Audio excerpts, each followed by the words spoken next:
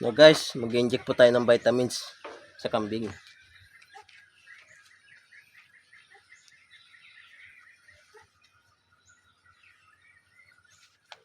Yan na guys, maliksi na po siya 4 days. Injikan po natin ng vitamins. Dito po sa may hita, kaliwa.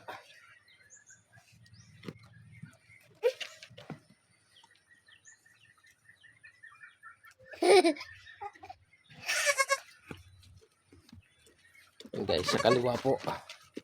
Injikan. Yan, yung isa naman po.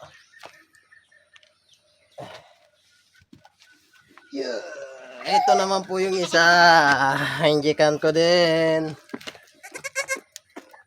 Ito po ang inject ko.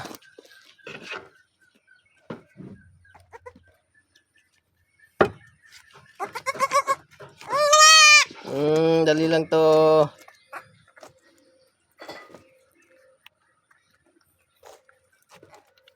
Yan na guys.